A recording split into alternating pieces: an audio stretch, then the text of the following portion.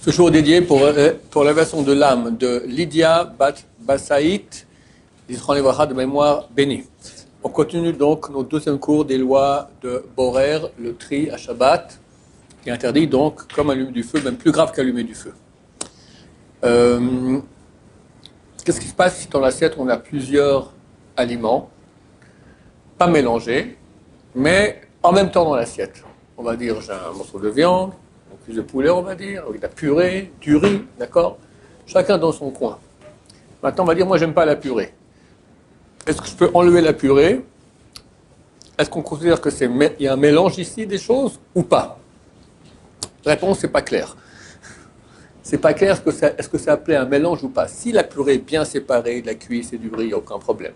Mais si ça colle, bien que chacun dans son coin, c'est pas que tout est mélangé, purée, riz et morceaux de viande ensemble, ça c'est clair que c'est interdit. Alors que c'est pas clair ce que c'est un mélange, oui ou non, donc faire attention parce que c'est pas clair. Est-ce qu'il y a borer, tri entre une chose solide et une chose liquide? Alors, les poskim écrivent très clairement, si j'ai des œufs qui sont dans de l'eau, par exemple, d'accord, dans une soupe, d'accord, ou des grosses patates comme des œufs, comme ça, il n'y a aucun problème à sortir les œufs, même si on ne les veut pas, ou sortir l'eau, d'accord, tu peux verser l'eau, écarter les œufs, etc. On fait un tri parce qu'on ne considère pas que c'est un mélange, on ne considère pas que le liquide et le solide sont un mélange. Mais pourquoi? Parce que dans ce cas-là, les œufs sont considérés comme quelque chose qui est gros. Qu'est-ce qu'il y aura avec une chose qui est plus petite? Par exemple, des olives. Là, on parle maintenant de faire la séparation entre le liquide et le solide. Alors, je rappelle, si on prend ce qu'on veut pour manger immédiatement, il n'y a pas de problème. Maintenant, on parle d'enlever ce qu'on ne veut pas, ou ce qu'on veut, mais pas pour une consommation immédiate. Ça, c'est interdit, s'il y a un mélange. Est-ce que c'est un mélange? Alors, les œufs, non. Les olives, oui. Alors, ça dépend.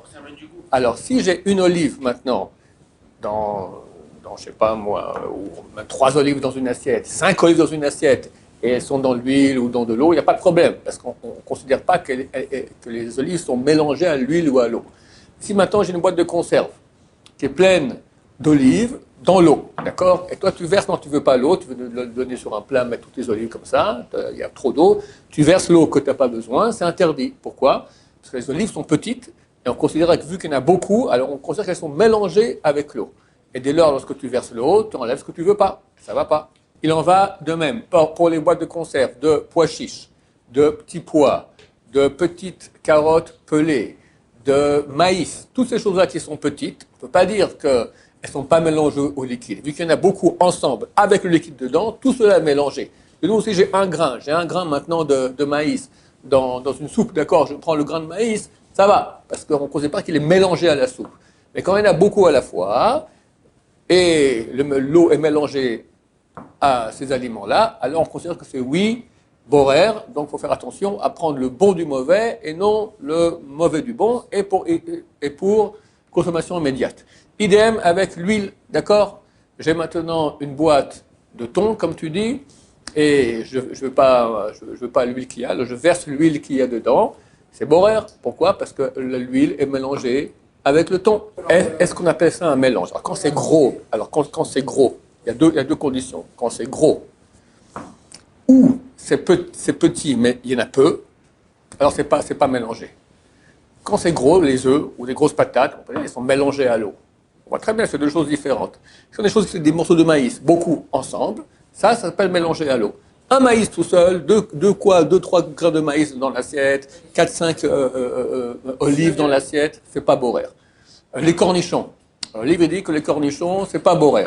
Mais je ne sais pas de quels cornichons il parle, on parle des gros cornichons. Les petits cornichons comme ça, c'est clair, tu as toutes sortes de cornichons, n'est-ce pas, toutes sortes de numéros. Des petits cornichons qui sont dans la boîte en conserve, et maintenant il y a trop d'eau et tu verses l'eau, ça ne va pas. Les yogourts. Quand tu ouvres un yogourt, tu as le yogourt et tu as un peu d'eau comme ça. Je ne sais pas comment on appelle ça, du petit lait, enfin je sais pas, de l'eau comme ça, blanche comme ça, voilà. Alors ça dépend. Est-ce que je peux vider oui ou non? Est-ce que c'est mélangé au yogourt ou pas? Alors ça dépend. Si le yogourt il est compact, il est carré, il est compact. En haut, tu vois, c'est tout lisse comme ça. Tu as l'eau qui se balade dessus, ça va, c'est deux choses séparées. Tu verses l'eau, il n'y a pas de problème. Si tu as pris ta cuillère déjà, tu mélanges un peu le yogourt, et encore un peu d'eau maintenant qui flotte et ça te dérange, là, on considère que l'eau, elle est mélangée au yogourt. Et là, tu ne peux pas l'enlever. Le petit moustique ou la mouche qui est tombée dans la bière, le vin ou le coca, d'accord? Est-ce qu'il y a borer, oui ou non? Pour sortir de tout problème, c'est très simple. C'est rare que quelqu'un prenne la mouche par son aile, il prend une cuillère et il prend du liquide avec la mouche et ça va. Chaque fois qu'on a un problème de borer, il faut savoir, il y a une solution, c'est d'enlever pas que ce qu'on veut pas, enlever de ce qu'on veut pas et aussi de ce qu'on veut. Par exemple, peut-être pour le maïs, j'ai une solution. C'est qu'elle prend la boîte de conserve, c'est ta maman, et elle verse la moitié avec du maïs. Il y aura beaucoup d'eau qui va couler, du maïs aussi avec, mais elle fait en sorte qu'il y a beaucoup plus d'eau que de maïs. Ça, c'est permis. Pourquoi? Parce que je n'ai pas fait un tri entre l'eau et le maïs. J'ai aussi versé du maïs, c'est bon. Mais après, il faut récupérer le maïs qu'elle a versé. Ça, il faut le récupérer, ça va. Voilà, Bezrat Hashem. Filtre, c'est complètement interdit, les filtres. Ça, c'est complètement interdit, un filtre. Hein? De conserve, je la mets comme sur la table, je prends ce qui est au-dessus, là, le bouchon, j'appuie dessus. Non. Non, mais là même, vous inquiétez pas. Non, non. Elle va pas sortir, juste entasser le maïs. Ouais. Après, je l'ouvre, et quand je verse le jus, il y aura principalement que le jus qui va tomber. Principalement que le jus, ça me gêne. J'ai peur que ce soit oui, un tri. Il faut qu'il y ait du jus avec du maïs. Sinon, il y a un tri. Ça va pas. Tri, ça va pas. Dans le jus, tu as un maïs qui est rentré aussi, c'est rien. Je parle dans le cas de la mouche, d'accord? J'ai bien dit. Tu prends maintenant avec la cuillère, tu prends et du liquide et la mouche. Alors, je ne peux pas dire que j'ai pris la mouche du liquide. La preuve est que j'ai pris du liquide. Dans le liquide, il y a aussi de la mouche. Ça va.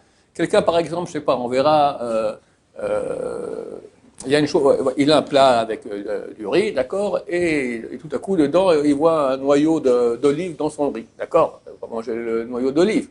Prendre l'huile d'olive, d'abord c'est mouxé. Ensuite, prendre comme ça, l'enlever, c'est borer. Alors, comment il fait?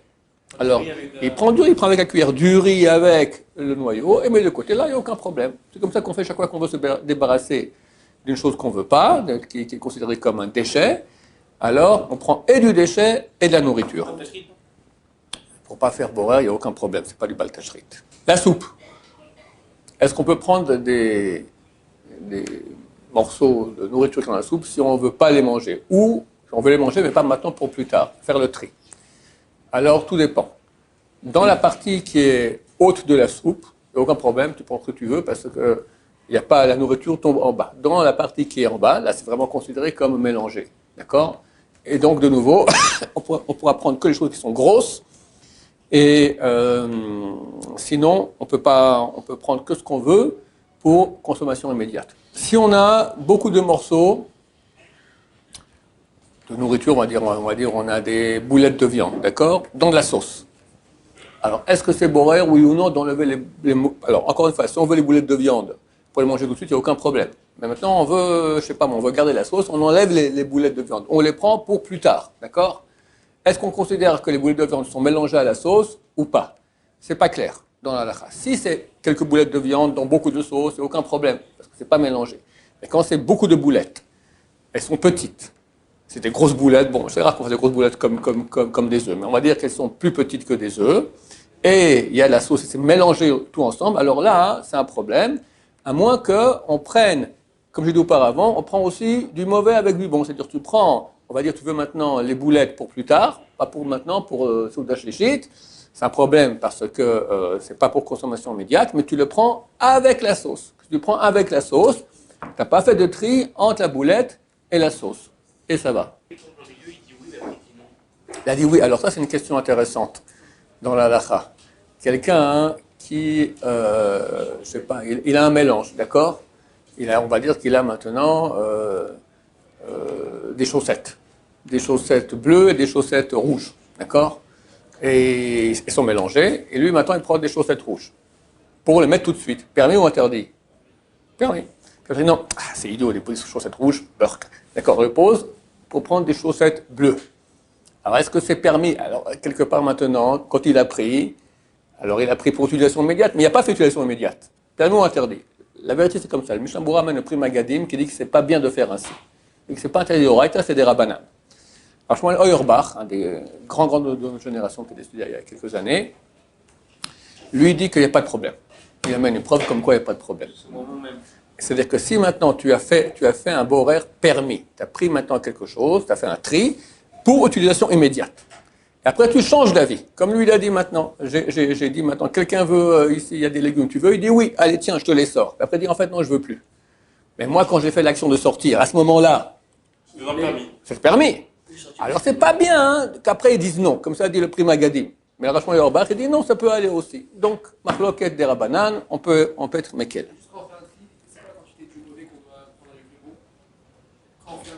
Oui, qu'il y a suffisamment de bon avec le mauvais pour... Non, pas plus. Que ce soit clair que tu ne peux pas t'enlever que le mauvais. Bon, c'est enlevé maintenant, dans l'exemple que je donnais maintenant, j'avais mon noyau d'olive dans le riz. J'ai pris un noyau d'olive avec un grain de riz, et tu comprends que c'est une blague. Tu prends une partie qu'on voit et que tu as coupé dans le bon, pas tu as coupé entre le bon et le mauvais. D'accord? Quelqu'un maintenant, il y a un gâteau, qu'est-ce que j'en sais, d'accord? Et il y a du chocolat, du bon chocolat dessus, d'accord? Lui dit c'est pas bien, sa femme lui dit oh là là, le sucre c'est mauvais pour toi, enlève la couche de chocolat, d'accord?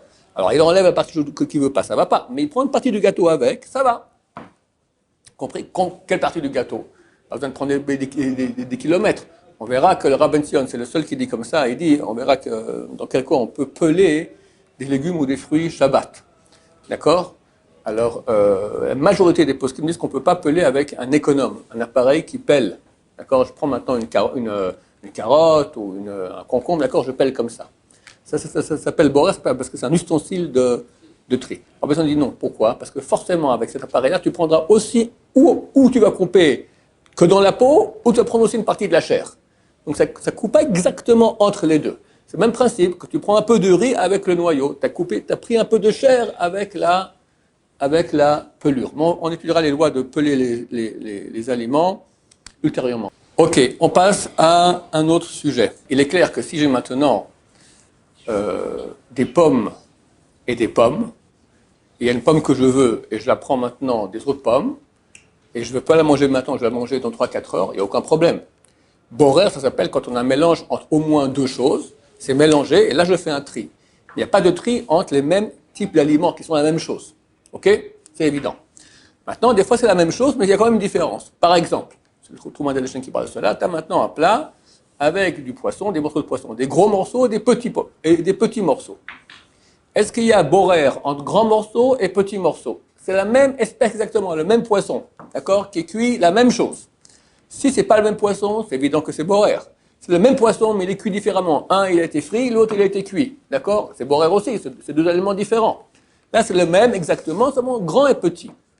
L'halakha, non, on ne considère pas que c'est deux genres, et tu peux faire un tri entre grand et petit, parce que ce n'est pas considéré comme deux espèces d'aliments. Mais il y a des cas où ça peut être, oui, un problème, c'est quand le grand, il devient une autre sorte d'aliment parce qu'il est grand. Par exemple, quelqu'un Shabbat, il va faire un tri entre des œufs, des grands œufs et des petits œufs.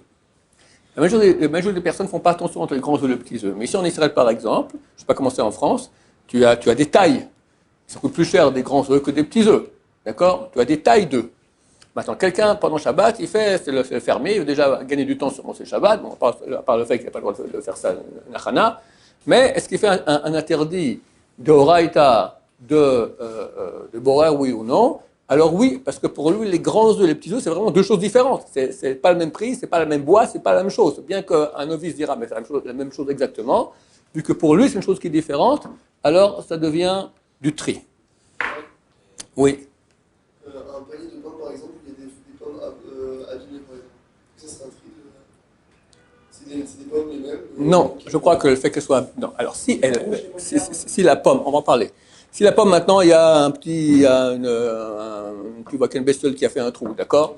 Voilà, il n'y a pas de problème, parce que la majorité de la pomme, elle est bonne. Si on parle d'une pomme qui est pourrie, parmi les pommes bonnes, là oui, c'est une chose différente. Une pomme pourrie, c'est pas une pomme qui est en bon état. Alors, on va en parler. D'abord, je te parle maintenant de la même sorte de pomme, mais on va dire, parmi ces pommes-là, il y a des pommes qui sont permises à la consommation, d'autres qui sont interdites. Par exemple, orla. C'est très bien qu'un fruit de l'arbre 3 premières années, tout ce qu'il va donner comme fruits sont interdits. D'accord? En Israël, c'est d'Oraita, plus grave que le porc, ça se finit que dans 200 parties. Et en France, enfin à l'étranger, c'est interdit des rabanan. Maintenant, c'est exactement les mêmes pommes. Les mêmes pommes, même goût, même chose. Simplement, là, il y a un interdit sur une partie et l'autre, c'est permis.